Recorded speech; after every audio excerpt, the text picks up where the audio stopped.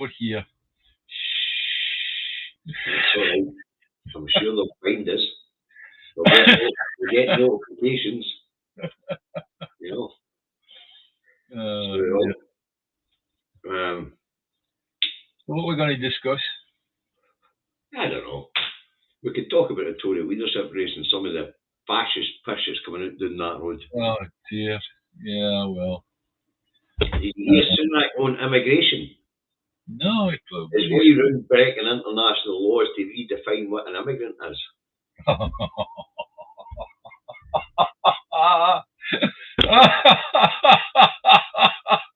To redefine what an asylum seeker is as well. Oh dear, goodness.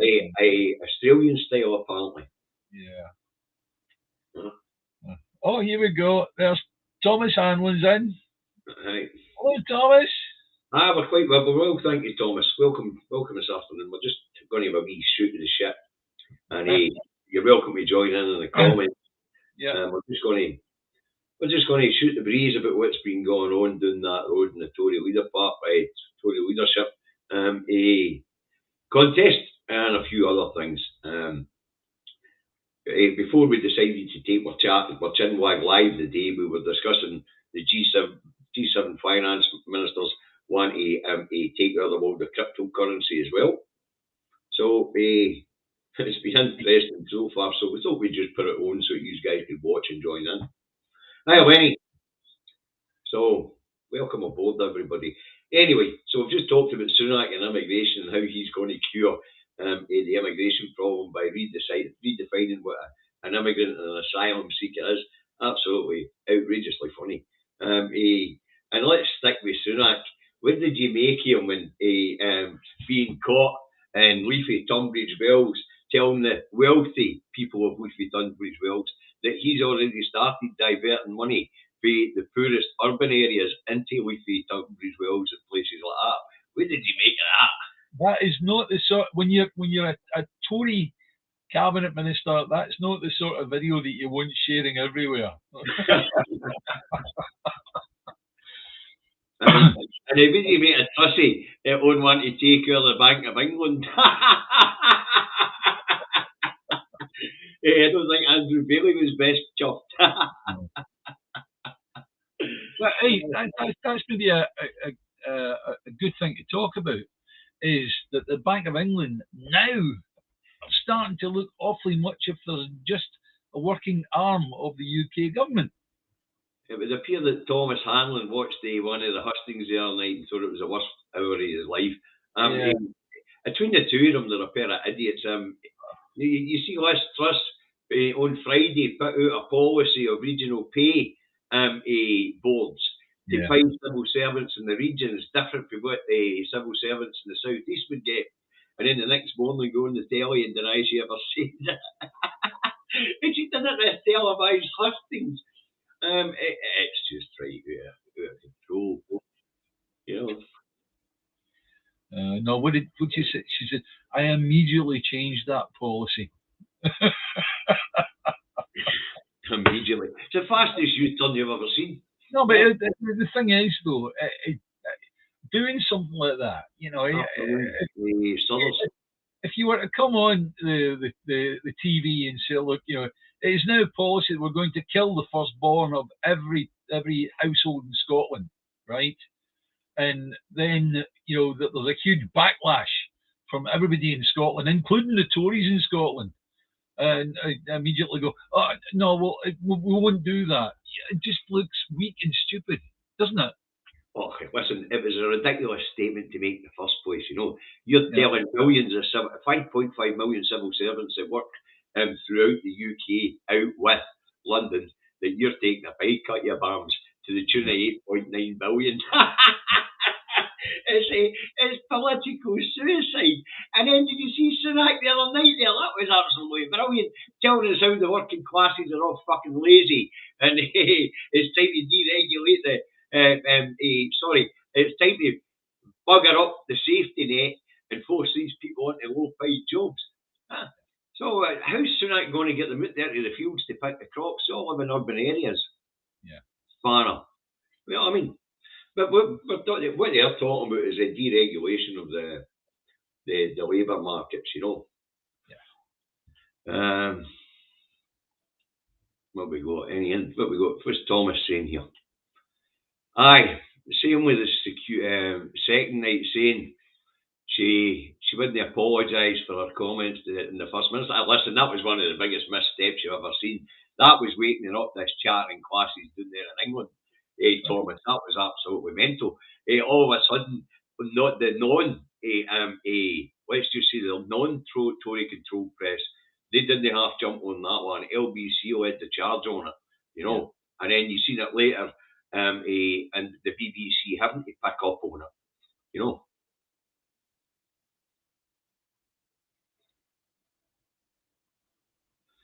Right. Can you the top one there? I'm going to bring it up. Can you tell me if I change to ordinary billing and cancel my direct debit, it will cost them?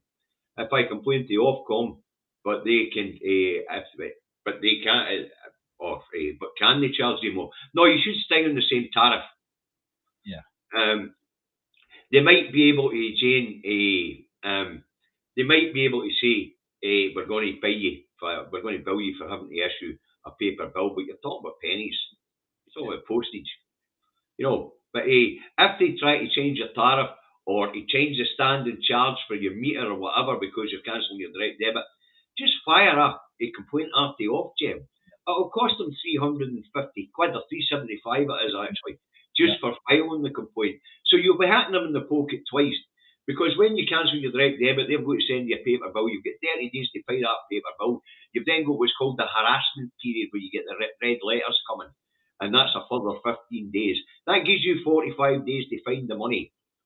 And because everybody's going to be poor, if you cancel all your direct debits and they've got to bill you, everybody's going to bill you with paper. It gives you a chance of 45 days to juggle Peter and Paul to keep your head above the water. Yeah. So that would be my advice. Would be cancel it, and if they try to make any changes to your tariff or they try to up your standing charge, then make a complaint to Ofgem. That'll hit them in the pocket twice. Right. We'll change the subject in just a moment. Your point, David. Let's let the audience lead this one. Then you can change the subject. Most of the farming here in Orkney is livestock, so no chance of getting folk picking crops here. I understand that, but obviously the problem's no really for picking crops in Orkney, Steve. We're talking about the soft fruit industry here in Scotland, the brassicas and carrots and peas and that sort of thing. But it's affecting the food supply chain right across these islands because farmers have planted 20% less crops in 2022 than what they did in 2021 because they're no willing to have their crops lying rotting in the field. Yeah. Right, on you go. Yeah, sorry, I was going to just the post I put up this morning just about the Sunday update on the kill the direct debit. I've really not got a lot to supply you with information on how that's going. All I can do is assume that many people are getting behind it, and I would say to people, look, don't just go on Facebook and try to share it amongst yourself because there's so many people round about you that live round about you that won't see it. You're going to have to deal with by word of mouth. You're going to have to talk to your neighbour. You're going to have to talk to your friends and family. You're going to have to talk to your work colleagues, right? You're welcome. David, this is important actually. Jane was trying to cancel her direct debit this morning, and the Scottish Power websites did. I think we can say this: the campaign's been quite successful if they're filling their website, So the advice to Jane is cancel it via your bank, and you're more than welcome for the information. Yeah, Jane, that's maybe the strongest point we can give you. Never ever try to cancel with the company that's taken from the direct debit. Your bank account is yours, and that direct debit is covered by the direct debit guarantee. Now, if you go onto your energy company and you try to cancel your direct debit with them, well, they might sit and wait for a bit before they actually action it. Whereas with your bank, it's done within minutes.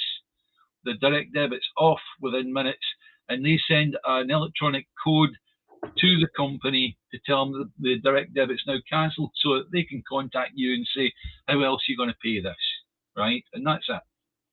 So always cancel via your bank, right? The one thing I did this morning was give you a wee update on what I've been doing in my own area.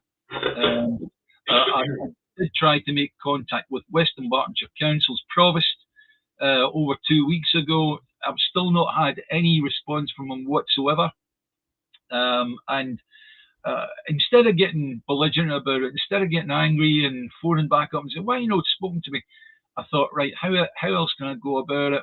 And David and I discussed it, and there was the thing about maybe getting into one of the council meetings, but I'd end up getting thrown out, and it would just be ugly, right? So what I did was I wrote an email to the local rag, which is the Clydebank Post, and told the complete story about Kill a Direct Debit and what's going to happen to people. And lo and behold, the reporter rang back that we had a really good interview. The first thing the reporter wanted to do was maybe advertise the Kill a Direct Debit. And I said, no, that's not what I want you to do. It doesn't matter how successful the Kill the Direct Debit campaign is going to be. People are still going to die. This is something that's not happening. It's happened. And all we can do is look at ways to mitigate how bad it's going to be, right? So what I said to him was, I said, I need you to find a formal words to put up on your newspaper to ask the Western Bartonshire Council what provisions they are making, what plans they've got in order to help people that are going to otherwise die this winter. Yep. So that's where it is at the moment. I'll put Jock's comments up for you, Zoe. Comment up your read. If you have internet banking, you can cancel direct debit in a few clicks. You can also charge back for any payments you think is in error. You're right, Jake. You're absolutely right. It's a direct debit guarantee scheme. You're absolutely right. In fact, David did a piece on it.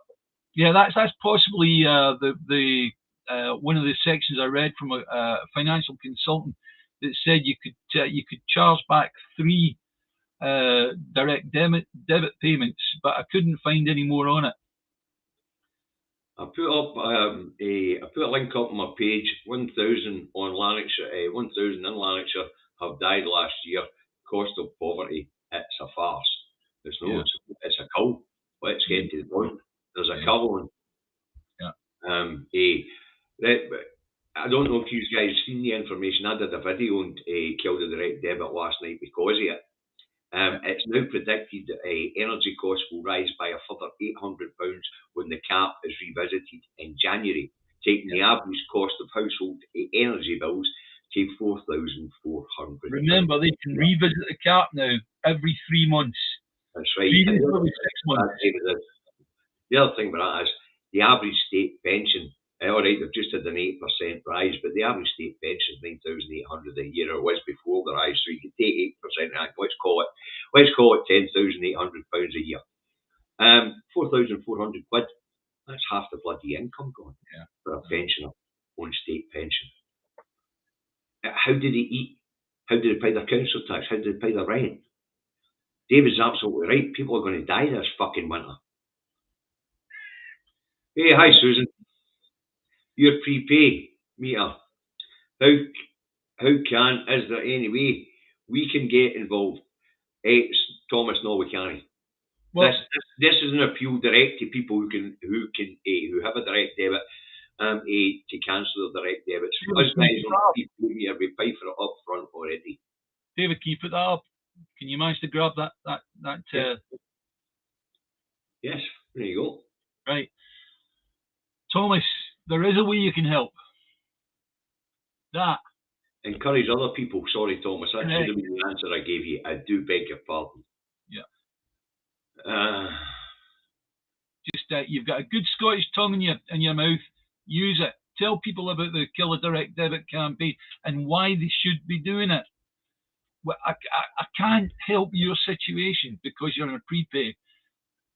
But what I can do is we can give them a big enough slap in the face that they might rethink their pricing. So. Aye. Anyway, as I say, people are going to die this winter. David and I are quite depressed about it, actually. Yeah. We're looking at ways to get influence our public institutions to help. You know, David's on to Clyde Bank Council. I'll be speaking to a few people going to be here as well on it. We have to have gym halls opened up in schools, community centres opened up. I mean, all right, we're all going to pay for it eventually, or the council tax, but the councils will be able to stretch it a wee bit further. Councils say that they're broke at the moment. That is factually incorrect. Yes, but the reserves, David, this is a situation where they can legally use the reserves. Yes. So they can open the community centres. Yes. They can provide warm meals. They Yes. can use the reserves because this is a national crisis. Yes, What people don't have to understand on council reserves, which are massive, there's a legal reason that the councils have to have reserves is to stop them going bust, and they can only dip into the reserves, and there's laws saying what they could dip into the reserves for. And this is one of these reasons that they could dip into the reserves. Yes. So, I'm on to Western Bartonshire Council. I'm going to ask everybody that's out there, are you getting a hold of your councillors? What are you doing? Yeah. We need to take ownership of this responsibility, because see, if we don't take ownership of it, you're going to be sat in a situation of where the disaster's going to happen, people are going to die, and how are you going to feel knowing that you could have done more? Jock's right. Ditch the DD is being misrepresented in the mainstream media deliberately as refusal to pay. Yes. Ditch the direct debit is not refusal to pay, folks. It isn't. It's just saying, you're not gouging my bank account. I'll decide when you're getting it and how you're getting it. It's taking back control. I say to you, Dave and I were talking about the G7 ministers trying to hijack money altogether by creating a CBDCs are called central bank a currency, and what they want to do is get rid of the commercial banks. Only central bank issues money, and they issue it digitally, and that way they get to pay your bills before you get your end salary. They get to, if you're obese and your medical records say that you're obese, then they get to decide how much of that money you get to spend at McDonald's. Yeah. They're talking about complete control of your life through data. Yeah. And the only answer to it, of course, is for us all to go back to money. But David and I realised that's just not going to happen. Yeah. But in this particular dispute with the energy companies, we're the consumers, we're the powerful ones. So what we can do is we can stop our direct debits. We can use that 45 days to keep our head above water if we scrap all our direct debits. The gas company, the electricity company, you could even do it with credit arrangements that you've got for things, but don't. You're better keeping your standing order for your direct debit, or change it to a standing order, even that way you get better control. Just to doubly underline that, the Kill the Direct Debit protest is not an excuse to stop paying. It is purely and simply changing your method of payment, which will cause the energy companies cash flow problems because they're not able to think of a number, put it into a computer, and scoop your account for that amount straight away within milliseconds. They're then having to produce you with a bill, and then you've got your 3-4 weeks, whatever it is, before you pay it. And that's going to cause them a cash flow problem. In business, cash is king. Always, cash is king. You need a constant supply of cash. Many businesses have gone out of business because of cash flow problems. They've taken on too much work. They're not getting money in fast enough. That's effectively the situation we're going to put the energy companies into if enough people get behind this protest. Yeah. Don't particularly want them to go bust. However, we want them to scream over it. Well, there's the other thing that we're also saying, Stephen. You've made a valid point. If you can't afford the full bill, pay what you can. That way they can't cut you off, they can't take you to court, they can't do anything. So when they send you your paper bill and it's 350 quid and you go 150, pay them 150. Yeah. Yeah. Something like that. What you've got to do is when you do that, imagine yourself standing in the dock in court, trying to explain to the judge why, when you had a bill of 300 quid, you only paid the energy company a tenner. You're going to have to explain that. Of course you are, right? But I think, personally, just like any other human being, you have got a responsibility to yourself, your family, and your kids first, before anybody else. And if you can't afford to pay them what they're asking for, then you pay them what you can, so you can still continue living, so you can still continue existing. Because if you're dead and your family's dead, you're not going to be paying them anything, are you? You're not going to be paying nothing. Yeah. That's why consumer credit law in Scotland was changed. Yeah. You know, as long as you can make an offer and keep paying, there's a chance that debt will eventually be paid off, then that's going to be accepted by the company you're indebted to. We don't have debtors' jails at the moment. The way that shade down that road are going. There's maybe something that we should explain, right? Down in England, you've got the thing of where you become bankrupt, right? In Scotland, we've got, I forget the name of it, what's it called again? When effectively you take everything that you owe to an accountant and they do a deal with all the creditors and all the rest of it, right? But they it's called a protected trust. Aye, we have protected. Scottish law is different to English law. Yet again, underline the fact that Scottish law is different from English law. And in English law, they always try to figure out how this protected trust works. They think it's like it's some kind of agreement. No, you are protected in law when that comes to it, right? And you effectively you could run up tens of thousands of pounds of debt, and at the end of the day, throw your hands up and say, "Look, sorry, I can't pay this," and go into a protected trust. It does mean that for maybe 6 years or something like that you're in it, you fairly constrained at what you can do. However, you are protected from it. In Scottish law, you are protected from debt. So there you go. So if you're worried about maybe £1,000 an energy company, then for goodness sake, stop worrying. There's people that are low. The other thing about a trust deed book we're talking about is they will have a look at the interest rates and they will slash thousands and thousands off of your debt. Yes. Because the first thing they'll do is have the interest frozen on the debt. Yes. Effectively killing the interest on the debt, meaning you only be paying back what you owed, which is generally affordable. It's the fucking interest that's making it unaffordable. Yeah. You know, so Scottish trust deeds are protected trusts. They're similar schemes. It's all the same thing. It exists to protect people. You know. And it stops people from losing their homes and things like that. It just extends their mortgage and freezes the interest. Another difference between trust deed and bankruptcy is bankruptcy is with you all your life. With a trust deed, it's 6 years, and that's it. And at the end of that 6 years, you're debt-free, people. That's right. And you're also your full record is expunged. It's gone. Yep.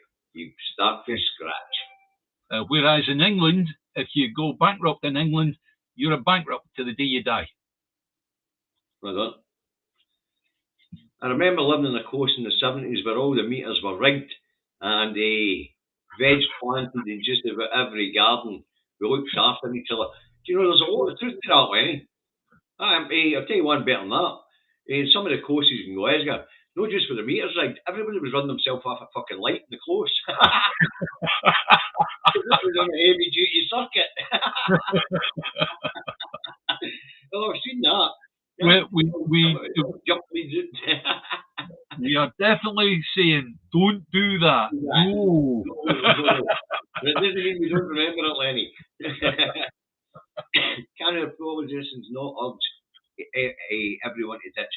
Nah, it wouldn't be seen in a good light. It wouldn't. Believe me, they're behind the campaign. They're just not going to publicly say it. Yeah, you've got to understand the optics of this. We, as private individuals. Although I have to say, I think one of the MSPs actually did do an advert on Ditch a Direct Debit the other day. David, I'll try and find it. I know it's out there somewhere. Please do, and send that to my timeline as well, David, please. I think it was David Duggan. Right.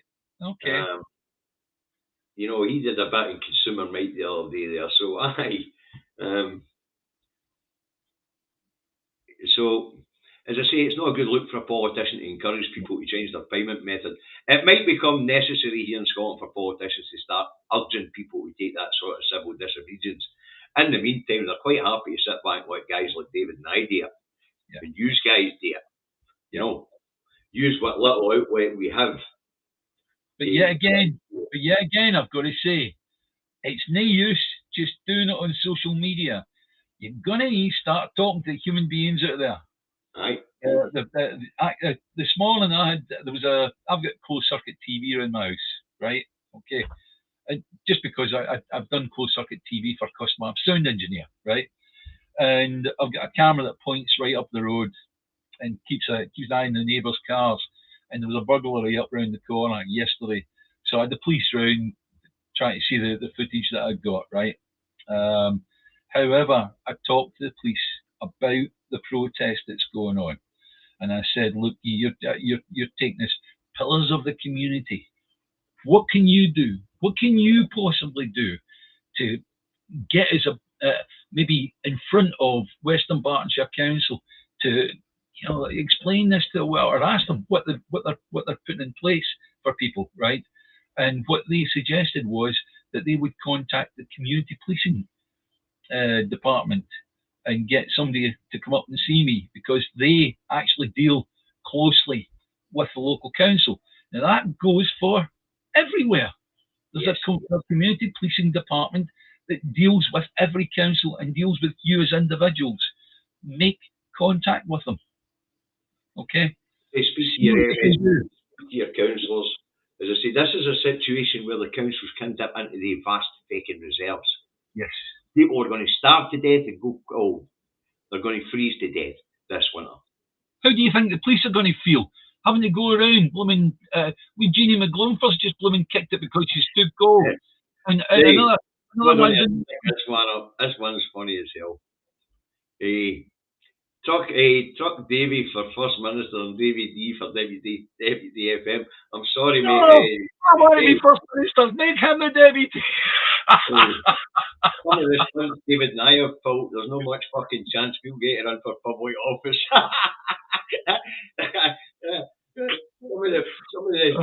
mean, there are a few civil disobedience protests out there, civil disobedience protests out there, and you can bet your ass David and I are behind a few of them. Like pushing the BBC up the specific. Just a wee bit of clarity here. We do not want to be politicians. Definitely not. No, we don't want to make money from this shit. I'm doing this for my wains, and David's doing this for the rest of his family, right? So really, just forget that. No. I think we're much more effective as activists anyway, David. Yeah, exactly. I mean, we're already, as I say, we've been involved in the Stop Find Your TV Licence campaign for many, many years. And this is just sort of the latest one that we've decided to get involved with, and I'm sure we'll get involved with others as they come round. And if no get involved with them, we'll probably start a fucking few.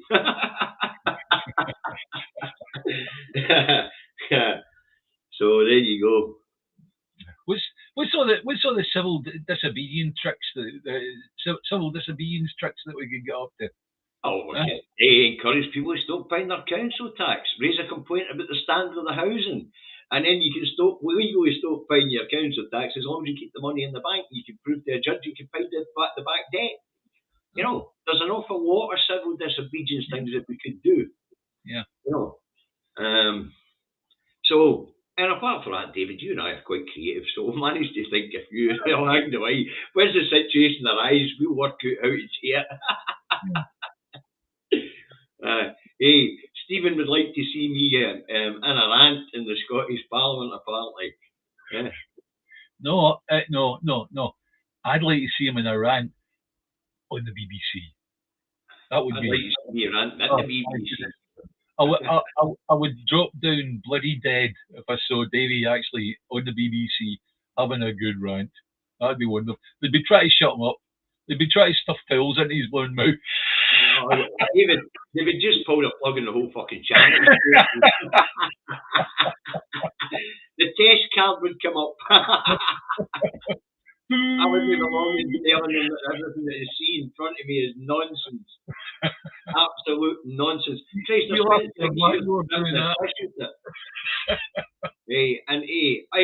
I've been outside the BBC. I gave a speech outside the BBC with blow you away. It's on Independence Live. I talked about how that building and the people in it were having a detrimental psychological effect on our children. The constant Scotland shite. I mean, imagine, it's 6 o'clock at night right across Scotland. Parents are sitting at a table with their kids. The television's on the background and all the kids see is Scotland shite. Yeah. NHS is shite. Education shite. Transport shite. Infrastructure shite. People are shite. Yeah. That's it. That is what the British Broadcasting Corporation has done. They were the people that introduced the cringe. They're the people who are trying to reintroduce the cringe or keep the cringe in place. The BBC is psychologically bad for your health. All we get for them is, well, that's not a bad idea, Gary. Anybody want to crowdfund me doing these rants at the Edinburgh Festival?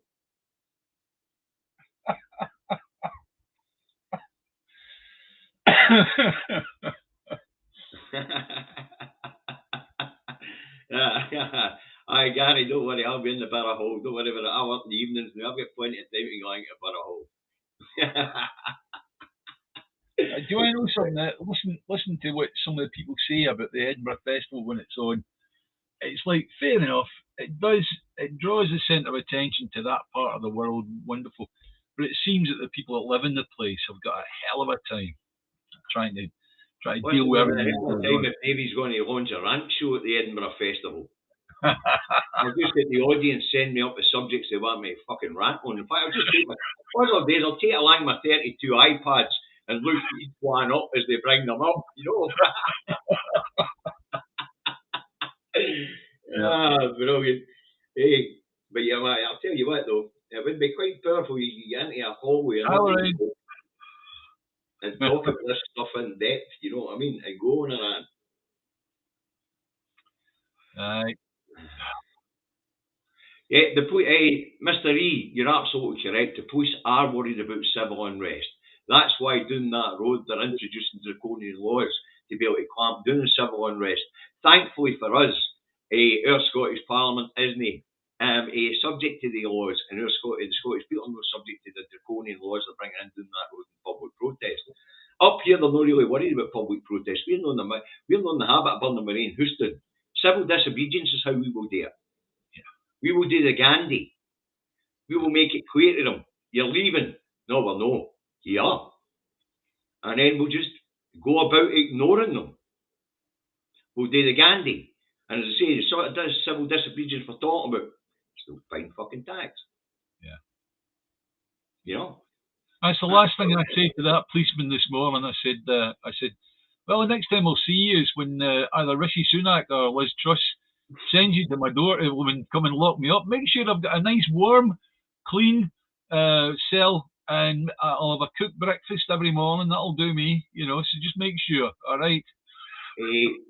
Lorraine reckons when the campaign heats up, you could easily fill a couple of balls. Less is more. David and I intend to take this on the road probably anyway. When the campaign heats up. We planned to do it the last time, and we planned to do it a couple of years back before COVID struck. We were asking the yes groups who they want us to come and speak to. Yeah. Call yourself Mr. Angry, and you'd definitely open a few eyes, especially from those south of the border. I'm not really angry. It's stupidity that I just can't handle. I mean, when I look about and I see the gross stupidity, Dave and I laugh about it all the time. Their ants are just heat of the moment, because you can see how this disaster is going to affect the people in your community personally. And that pains us, guys. That's what drives him and I. Guys, it's happening. It's happened. What's going to transpire now is because it's happened. This past tense. You cannot stop it from causing a disaster, and the disaster is going to happen this winter. So get in your heads, accept it. The disaster is going to happen, and ask yourself, what can you do about it? What can you do about it? That's exactly, we were just thinking in the tangent, thinking together there. Yeah. I look after your neighbours. That's correct, Joe. We may all have little, but if we all put that little together, it can be a lot. Correct. Like, if you take the people at the ND2 Cafe, Sarah and I are always we run about these people and helping these people in the rallies and that. And on I think it was Wednesday. It was Wednesday. We went on to the latest food bank that they were giving donation, the donation fee, and that was money that you guys on the marches raised. 115 kilos of food, 272 individual meals. You guys who go to the ND2 Cafe on these marches and make your donation, yous are the guys that help to feed the people of West Lothian this week. That's how desperate things are. Which brings us to another thing. The ND2 Cafe are having a charity night in Holy Town, if you live in the North Lanarkshire or Glasgow area, or anywhere you can get to it. And the ticket price is £10. It's on the 24th of September weekend. Ticket price is £10 and includes raffle ticket, buffet, and entertainment for Pete Scally. And you'll even get a free rant from me. There you go. And Mr. Milligan over there, I know you get like to meet him. Right, just a suggestion for everybody, right? And that's just one of these silly suggestions that have you all got a big soup pot? If you haven't got a big soup pot, to sponsor me at the go get one. Seriously, a big soup pot doesn't cost much, right? And it's like it's really, really cheap to make vegetable soup, and it will. Hang on. What's it on? I'm broadcasting. Well, I don't have the fire remote control. Have you seen it? No. Right. Okay. Bye. Hey, you get in there and find that bloody remote control. Hey, look for might have a sponsor for a fringe. You have a monstrous audience at the fringe, especially if you swear and they're passionate. Well, I do swear and I am passionate. I just couldn't afford to put a show on at the fringe. We're a wee bit late for this year's fringe, unfortunately. Aye, because I need to structure it. Yeah. But hey, if you could come along to the ND2 Cafe charity night in Holy Town, and hey, I'll have a wee audience to see if my rants would be doing well at the fringe. Yeah. So, where were we? Things are going to get really, really, really shitty this winter for people in our communities, and especially our older folk. I mean, David and I are not exactly spring chickens, but I'm talking about people who are a wee bit older than us, again, 10 years older, in their 70s and in their 80s, stiff upper lip sort of characters. They won't admit to you that they're struggling. You're going to have to watch for them. Yeah. You're going to have to look out for them. No, better than that, you're going to have to assume they're in trouble. Yep. And that's what we're talking about. Go and speak to your local MSP, your MP, your councillors, and start pressurising them on what they can do. Because this is a situation where they can dip into the billions of pounds worth of reserves. Yeah, the community police, community policing, that they have got they've got a dog in this fight. They really, really do. If at the end of the day they've got people dying on their doorstep, left, right, and centre, that's, my goodness me, that's going to. That's a feeling of community policing. The police are there to protect the people. But the primary, as we know, the primary duty of government should be to protect the people. It tells you how far rogue that mob in Westminster have gone, that they have protected. But it's not just that they've gone rogue. They've legislated to absolve themselves of the responsibility of caring for the people, like the Health and Social Care Act 2012 down that road, where they actually absolved themselves for responsibility for health and social care of the people in England. So the UK the Westminster government is no longer responsible for the health and social care of the people in England and Wales.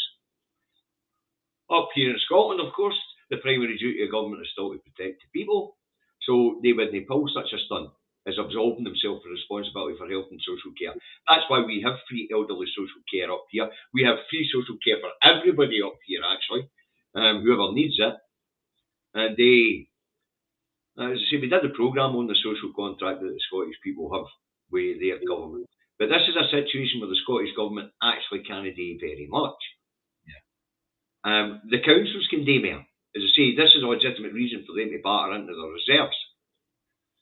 As many of you know, I'm no fan of councils. David will attest to that, right? But this is one situation where they've got the means, they've got the authority, and they've got the ability to actually do something. And what that something is obviously remains to be seen, but they cannot sit back and do nothing. So I do say to you, please make contact with your councillors. Also, do as I've done.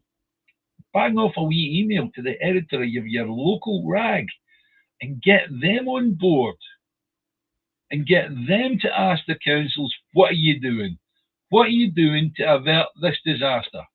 I wanted to talk about Thomas Hanlon's point there, and Jock Thompson said charity is a failure of governance. Of course it is. Of course it is. Charity, the very need for the existence of charity is a failure of government. Yeah. But this one here, it's something like survival of the richest, which is very interesting because I was reading for Professor Murphy the day that he thinks what's going on at the Bank of England is deliberate, and he thinks what's going on is an attempt to protect the richest, the richest 10% in UK society, and they're quite happy to crash the economy to protect these people. And as I say, as we know, the inflation that we're facing now isn't normal inflation. Normally, what happens is people have got too much disposable income, and the economy starts to overheat. So you raise interest rates, and that takes a wee bit out of people's pockets. The economy cools down. But what's actually happening at the moment is the inflation is being driven by greed. The bankers, the energy companies. A great example of transfer of wealth to the people, to the bankers at the Strokey, at the Bank of England's pen, is putting that interest rates up by 50pc, PCR. What that actually meant was that was a further transfer of another £4 billion straight into the banks and out of the disposable income of the people. We're talking about monthly here. Right. And the previous seen the bankers increase their wealth by £2 billion. Each time there's an increase, it's free money for bankers. That's right.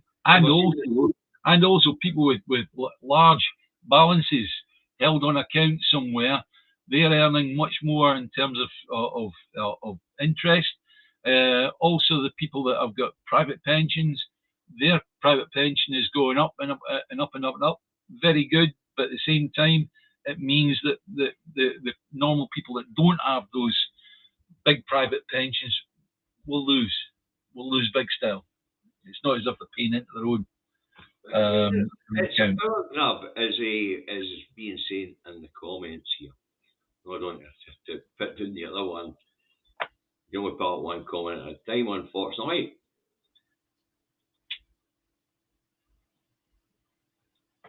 Yep, it is a power grab. Yeah, it's a transfer of power, and it's ensuring the wealthiest stay in charge. I mean, it's blatant. Yeah. I mean, the very besties might have been able to climb the greasy pole, but No, now we're back in the day of the old school network. That's the 10% they're talking about. They're basically cutting everybody else out. You know? Yeah. Right. Stephen saying we had a coal fire and a colour gas fire. Brutal times, the 80s. Yeah, okay. Tell you what, there's a lot of people out there this winter wish they had the coal fire, because at least you can get into the local woods and forage some timber. Yeah. You know? Because it's scary times, and you know, you're starting to get a forensic accountants and the economists looking at what's going on and saying this is fucking deliberate. Then we've got a problem. It is a power grab, like the last comment was saying. One lassie was telling me this morning that. Hold on, I need to address this. But David, you and I need to address this one. Hold on. What's that? Beware. Beware, Parliament is trying to alter the Treaty of Union. No. Wow. It's not going to fly, because in the event that they want to have a new Treaty of Union, you would need to dissolve the existing treaty and have a referendum in each of the 4 member states of the United Kingdom to have a new treaty ratified. Scotland's not going to ratify it. Northern Ireland's not going to ratify it. What about that? The actual people in the House of Lords and the House of Commons, turkeys don't vote for Christmas. Yep. They've got power concentrated in that place. They won't want to allow that power to go. The CRG, the Constitutional Research Group, it's all coming to CRG. Mingus Campbell, Lord Reid, I think it is. Right. And I can't mind who the other bottom is. Anyway, they head up the CRG, and what they're talking about is a federal UK, and that ain't going to happen. Westminster isn't getting away. But more importantly, they need to dissolve the existing treaty, and quite legally, and quite rightly, there would need to be a referendum in each of the constituent parts of, and this is what the CRG themselves are saying. They're saying for it to be legal, it would need to be a referendum in each constituency part of the UK. And Scotland's not voting for it. Wales is not voting for it. Well, although they don't have a treaty. But Scotland and Northern Ireland are not voting for it. Yeah. And what the CRG says is, country rejecting it would be a veto. Yeah. Well, we're not going to vote to wrap ourselves up in a Spanish-style constitution. It's just not going to happen. We're politicians, aren't they? We're going to vote for that. Yeah. So, all this carry on about the rewriting the Treaty of Union, and they're going to try and impose a treaty to trap Scotland in the Union, is a lot of bollocks. And it's all coming to the Constitutional Research Group. Google it, folks. All right? Your search engine is your friend. Now, when I see this nonsense flying about social media, I'm saying to myself, you know, these people are only getting half the story here. And that's the article run by the Times and what the Constitutional Reform Group are suggesting in the House of Lords. Remember, this is driven by the House of Lords. They tried it earlier when Theresa May was a Prime Minister, and it didn't even make it to the floor of the Commons. I think that was 2018. Didn't make it to the floor of the Commons. Because that's when Nicola Sturgeon started saying Scotland's we're gone. And then when Theresa May said, now is not the time, repeatedly, Nicola went, aye, all right, then let's see how Brexit plays out. But we're still gone. Yeah. 6 years on, we're seeing how Brexit plays out, and we're still gone. You know. Right, what else we got in the comments? A multi-fuel burner fitted. Aye, quite right. Yeah, I was reading that myself, Diane. That you know, I think if you saw the price of doing something like that, the majority of people wouldn't be able to do that. You know, it's just we are where we are. People have got what they've got, and okay, certain individuals might spill out the money to go for something like that, but the majority won't. Well, listen, if you can afford the electricity, David, I can tell you this: if you can afford it, the electricity price rise is not going to hit you at all. I know. You take my older brother; he's got a big house, so he's just covered with the solar panels and his battery storage. Yeah, he's gone off grid. Yeah, You know what I mean? And the point is up there. But would the folk of England even vote for it? I don't. It makes you wonder about hidden polls. You're right, Steve. I mean, they know that we are leaving. This is the Gandhi moment we're at. Yeah. Well, they tell us we can't date without the broad shoulders of the UK, and we say, well, if we fuck up, it's our fault, to fuck off. Yeah. We're at the Gandhi moment now. This is the constitutional crisis. Yeah. This is where we're at. Yeah. And the people out there can now see the mistakes they made in 2014. And anybody looking passionately at Westminster as a good Tory voter, they must be scratching their heads and going, what are we doing here? You know what I mean? It's like they're getting to the extent where they're looking at replacing a buffoon with another buffoon. And that's it. No, you know, wait, we're going from buffoon to chimpanzee, come on. Fair enough. Buffoon's got a wee bit of decorum. Okay. Right, I think we'll wind this one up. Good viewing figures. Comments, it's been great to interact with you guys today. This is just a Sunday natter. This is the sort of thing David and I do every day. Do I know something? I'm starting to really, really like this. You notice today I've maybe only smoked about 2 or 3 fags. Well, I mean, it's usually I'm scared witless at doing this, and I'm smoking constantly because I'm blooming nervous, right? But this is starting to get under my skin. I'm starting to really like it, and I like the fact I can talk to my pals, and I can talk to them directly, and sort of get out what I've found out, so that it helps you all, right? So for goodness sake, guys, look after each other. We're entering a time when this is going to be pretty sticky. It really is. People are going to die. Get your head around that. People die every year from the cold. You know, it tends to be the older population. Now, let's say we doubled the amount of people that die this year for old age, but let's say also a few young lasses with kids died. Oh my goodness me. Think about that. That's what we're heading to. Already happened in Glasgow, David. Yeah. That young refugee woman who starved to death, her baby survived, thankfully. Yeah, and there was also the one about the chap that was diabetic, type 1 diabetic. Ex-soldier. Insulin cold. Yep. It's just, bloody hell, man. There's thousands of stories like that, David. As I say, folks, we'll try and encourage and help and discuss how we can do things in the community amongst you all. Hey, hi Hugh. Oh, my brother's on. Right. He calls himself Mad Monk.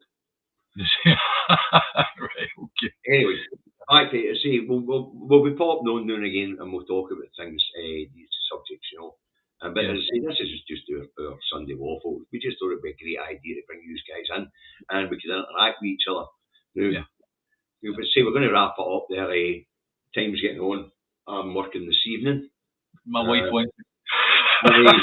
David needs to get down and find that remote control, or else he's getting the season that wants to play with. All right, look after yourself.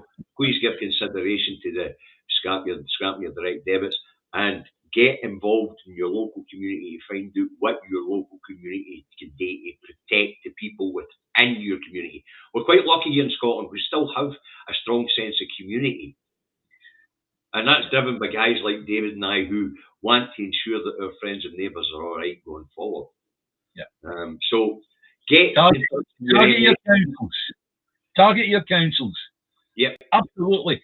And also speak to the police. The community policing department is really important because they have a tie-up with the council, because they can officially ask the council, right, we've got this happening.